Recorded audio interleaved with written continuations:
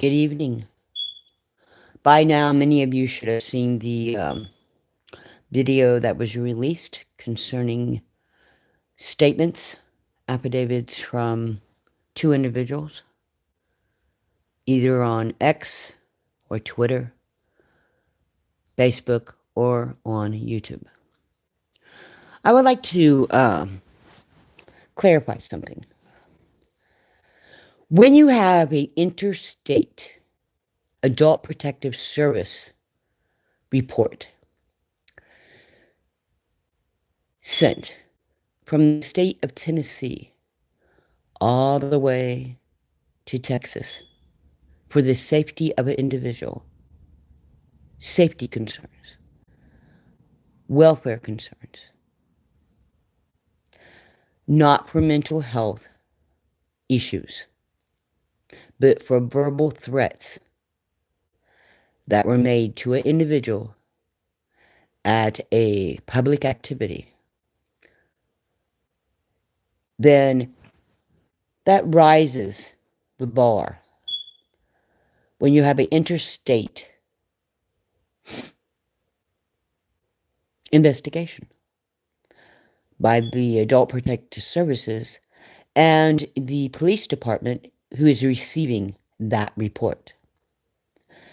In addition to the Tennessee Protective Adult Services and the local police department who received that report in that investigation, you also have the Adult Protective Services of Texas, all interstate.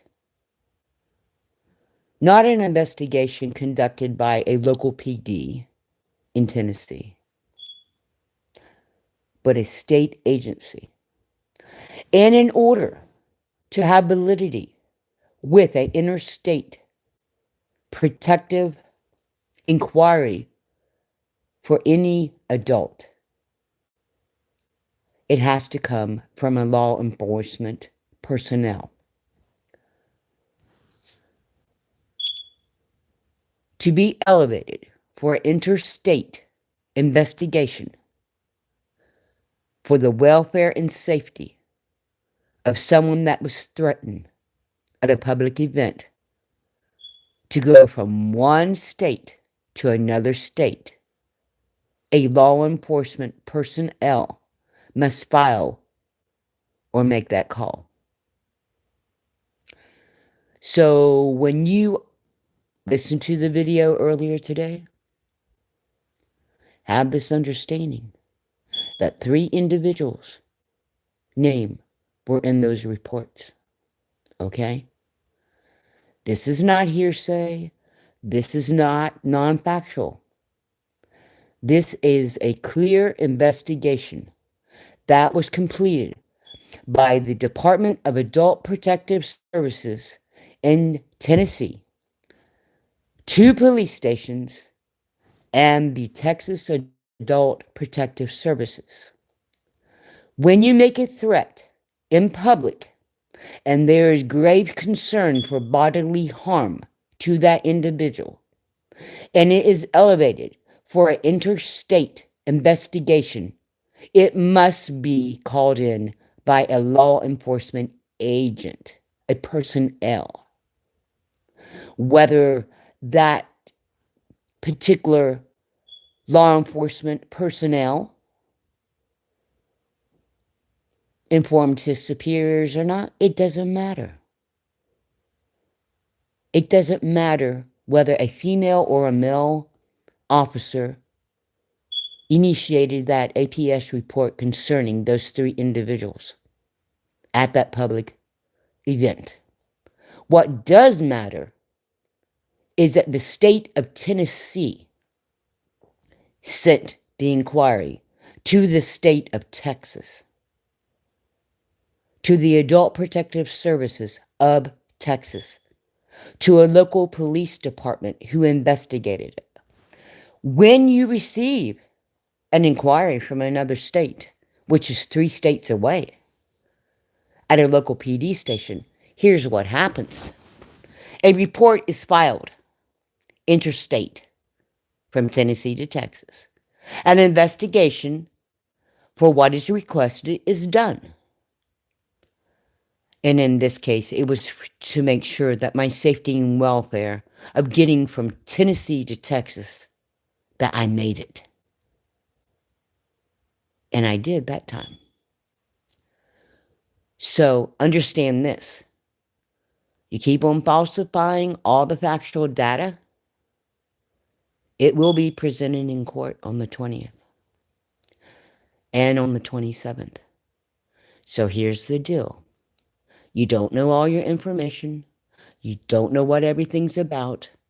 And when you start talking about factual information concerning the state of Tennessee, you're going up against a state agency.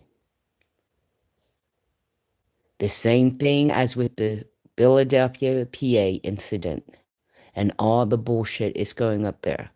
I'm not playing. Interstate threats, interstate allegations of putting anthrax in the United States Postal Service envelope, that is some serious allegations.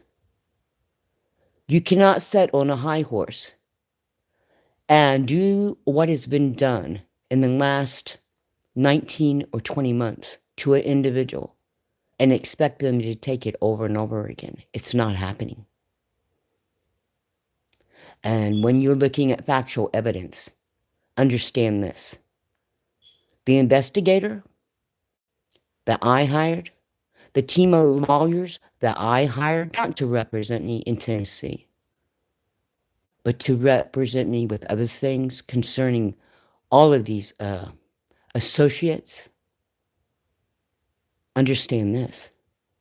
They have factual evidence. A lot of the evidence is coming from state agencies. So I am telling you straight up, do not tell me anything about factual evidence.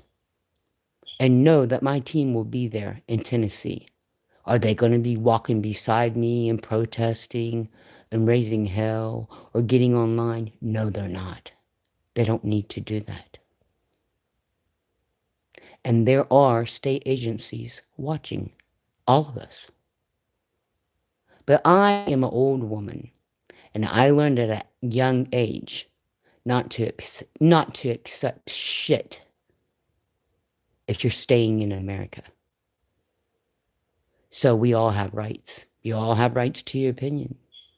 But I'm telling you, the facts of an interstate investigation,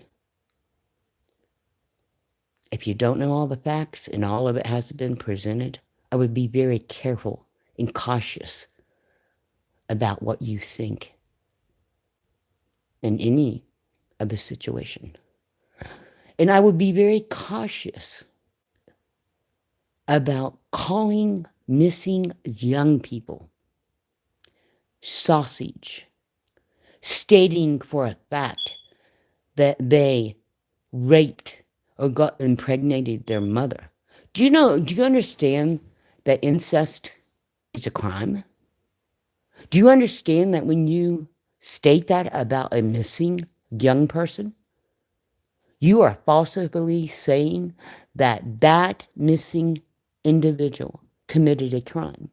Where's your proof? There is no proof. And for anyone to accuse someone of doing that without proof, that's bullshit. It shouldn't happen.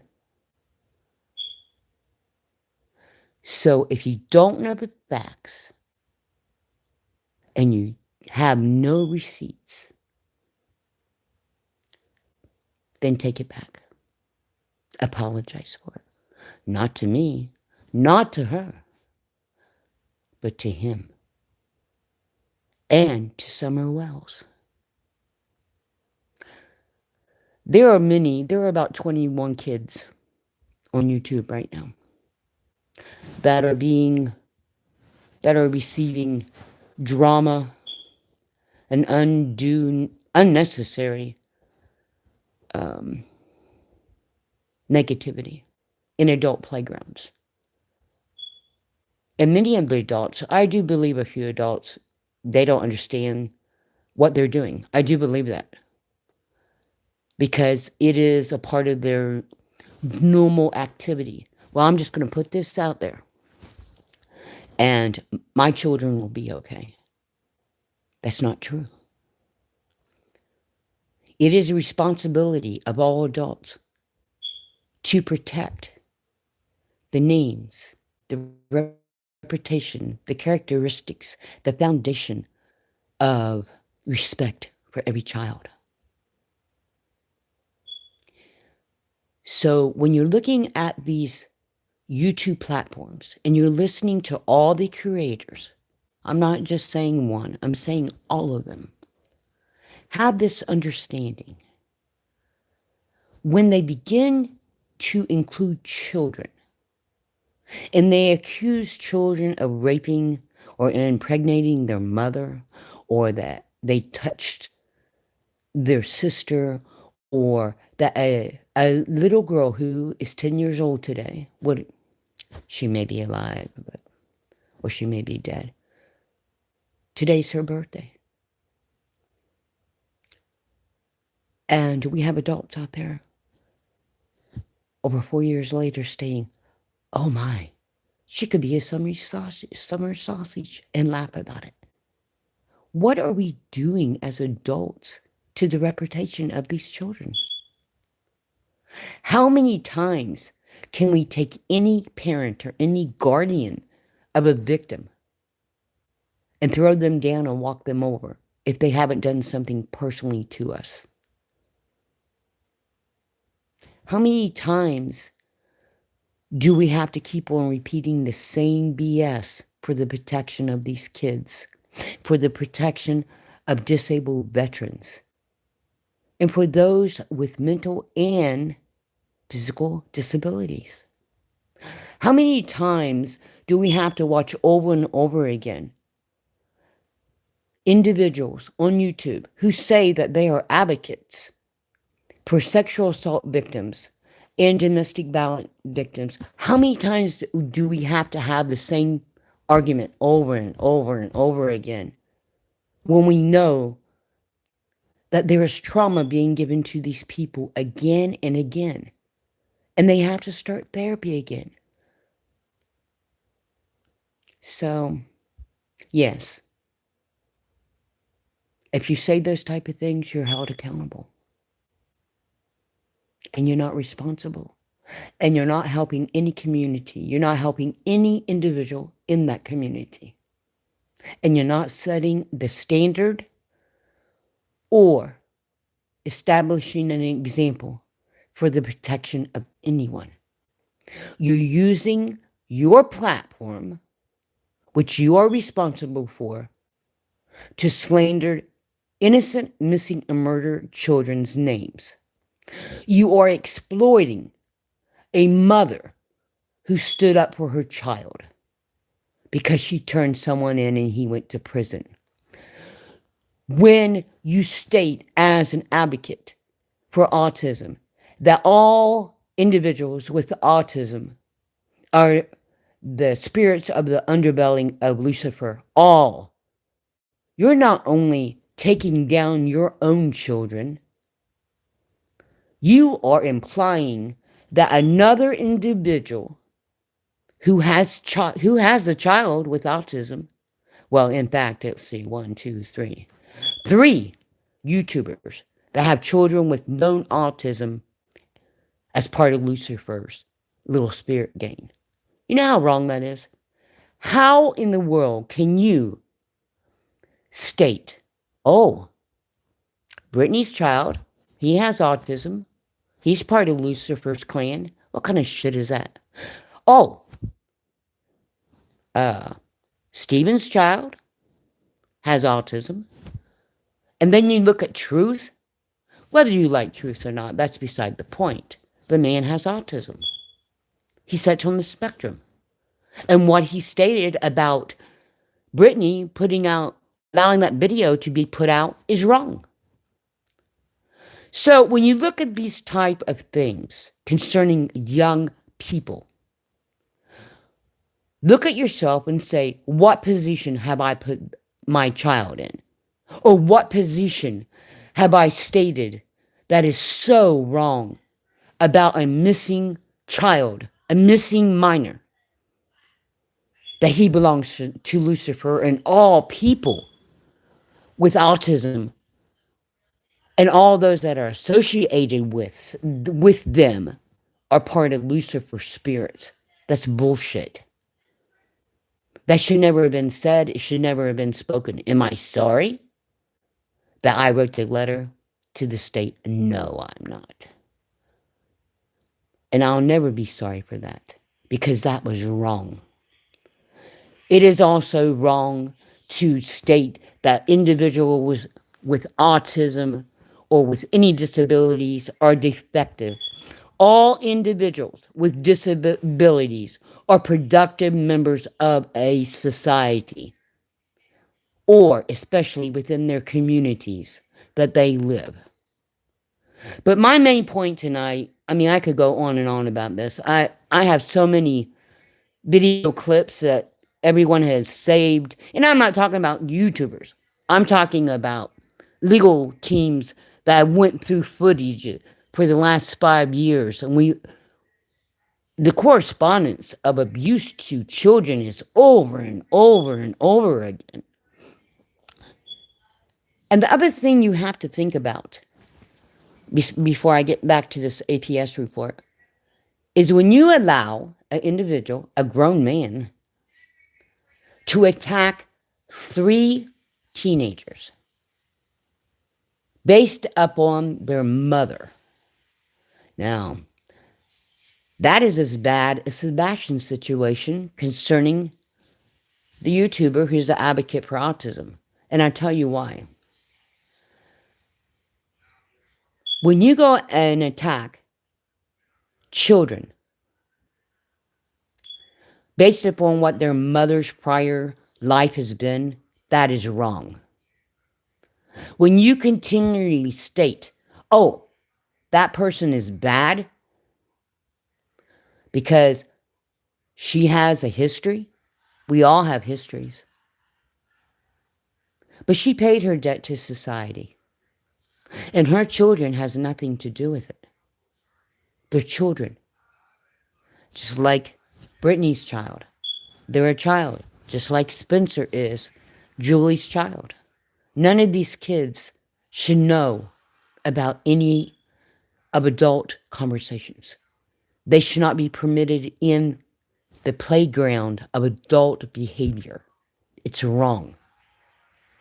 Any grown individual who is allowing children to be attacked on YouTube or in real life, and the person I know who I'm talking about, when you actually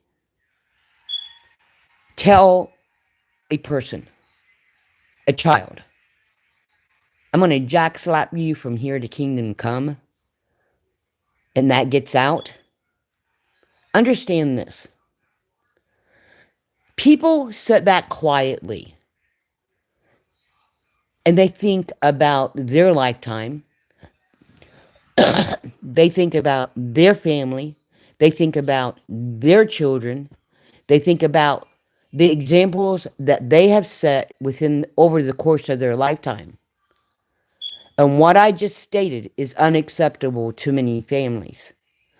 It's unacceptable in society, period. No one has the right to say that to any minor. Anyone.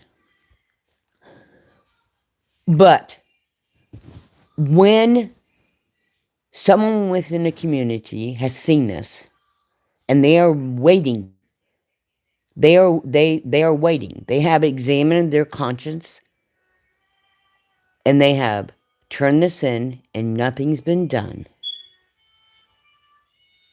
And they finally say something, not on social media platforms, because they don't want to participate in the drama.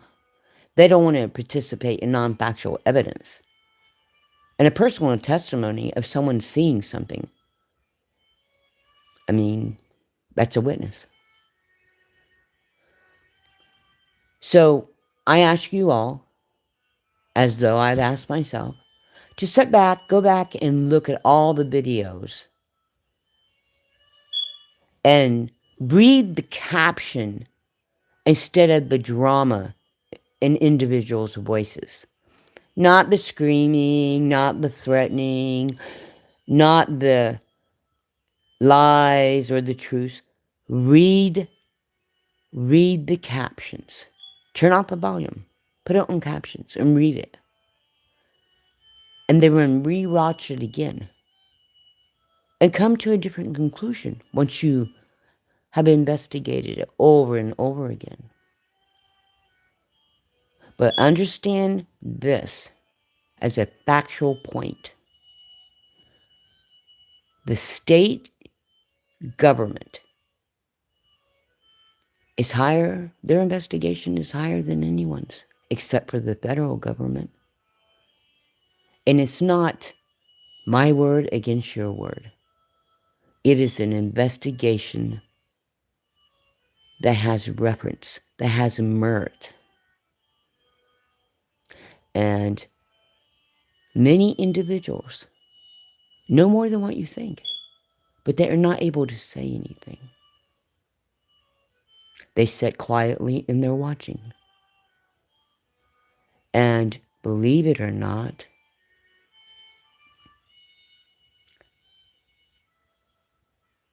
it's time that we all stood together for the protection of the children, not the adult playground. Because, see, in the adult playgrounds, it's acceptable by our thinking.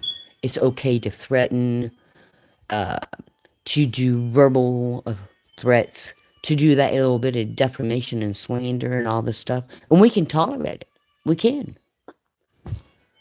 For so long. And then our anger and things like that overcome.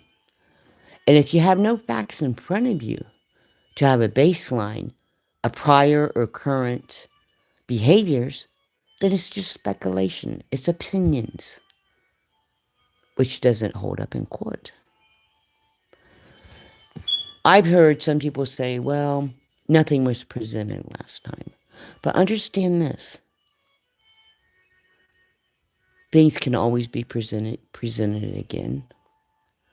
And many of you have seen that due to a understanding of different positions, that there were many. I haven't watched hardly any of this today because I was busy with the bike ride. But anyway, you have the understanding. It's okay for people who do not accept one another or have a background of, they don't care for each other. That's all right. Their opinions are different. It's okay for them to coexist if the productivity or the final outcome is for a mutual positive result. So consider this, turn off the volume, read the captions. You'll understand and you can see more than what you usually can. But there is merit to what many people are saying. But I come with facts. And that's up to you all. I don't care whether you guys accept it or not, because your voices are not the final authority when it comes to factual evidence from a state investigation. That is up to a judge or a jury, whichever. And the back and forth with tape over your mouth or with making little clip videos or threatening other people back and forth with all these lawsuits, or lawsuits in general. And I know I had 2 lawsuits and I still have one in Tennessee. and one federal case in Texas. So what we have to consider is how many times can you go around the mulberry bush, you know? Not very many times. And think about those kids. Think about adult playgrounds versus children playgrounds. You all have a good evening and have the evidence and receipts. Good night.